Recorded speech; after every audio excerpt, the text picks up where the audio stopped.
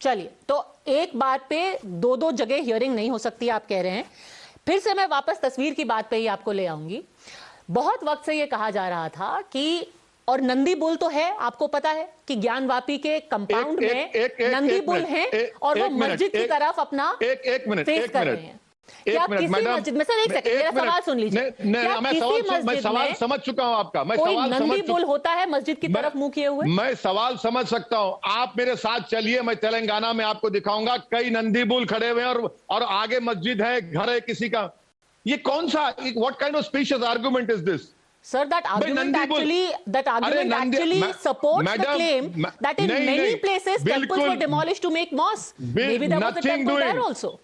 I will not accept this theory because नहीं, मैं आपको मानता, इस थ्योरी को नहीं मानता हूं, क्योंकि पार्लियामेंट ने एक्ट बनाकर कह दिया कि 15 अगस्त 1947 को जो मंदिर और मस्जिद रहेगी वो उसी तरह रहेगी।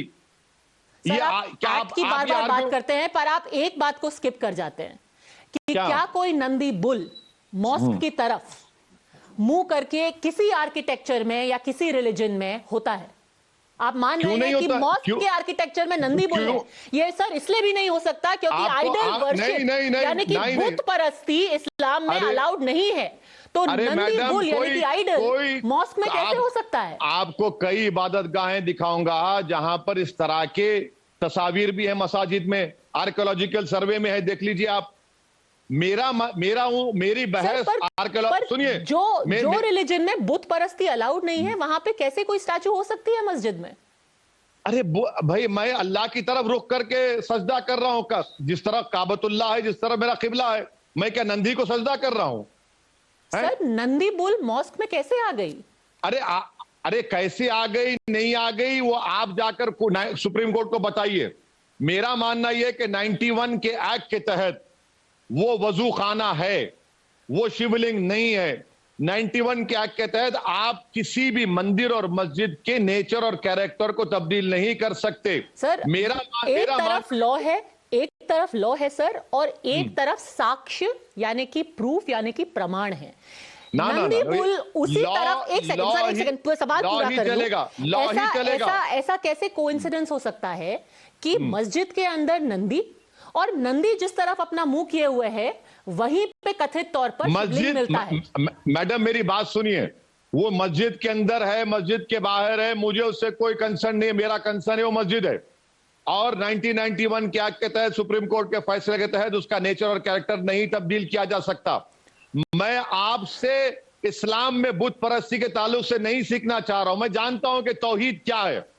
मैं तौहीद परस्त हूं, इसलिए मैं आपसे कह रहा हूं कि मस्जिद है वो। आप कह रहे हैं कि वो मस्जिद थी, है और रहेगी। बिल्कुल इंशाअल्लाह। In the 1600s Hiuen Tsang spoke of Gyanvapi temple. एक चाइनीज ट्रैवलर ने बोला था कि यहां पर टेम्पल है। अहिल्याबाई होलकर ने सेंचुरीज बाद जाकर के वो मंदिर बनाया जहां पे था नहीं, उस कंपाउंड में। तो कई हिंदू भी हैं जो कह रहे हैं बाय वर्ड ऑफ माउथ हमें बताया गया है वो मंदिर था, है और रहेगा। एक बात सुनिए मैडम, मुझे यह सिखाया गया कि पूरी दुनिया में हर आदमी मुसलमान पैदा होता है क्योंकि बाबा आदम सबके अब्बा हैं। आप मानेंगे उस बात को? आपका बिलीफ है, आपको मुबारक हो। कानून को मानना पड़ेगा, एक्ट को मानना पड़ेगा। अगर मैं ये बोलूंगा कि नहीं मेरा बिलीफ है कि हर कोई मुसलमान पैदा होता है, तो आप बोलेंगे क्या बात है, क्या मजाक कर रहे हैं आप? तो मैं आपका कहूंगा कि एक्ट क्या है, कानून क्या है। आस्था आपकी जगह मुबारक, मगर देश चलेगा कानून से, देश चलेगा सुप्रीम कोर्ट के जजमेंट से, जिसको सुप्रीम कोर्ट ने 91 एक्ट को अपहेल्ड किया, 370 को अभी अपहेल्ड नहीं किया, ट्रिपल तलाक के नए कानून को अपहेल्ड नहीं किया। जब देश को चलाना है तो आस्था पर नहीं, संविधान पर चलना पड़ेगा देश को। और प्रूफ भी सर, मैं बिलीफ की बात नहीं कर रही कि क्या मैं सोचती हूं, मैं प्रूफ की बात कर रही हूं कि क्या दिख रहा है।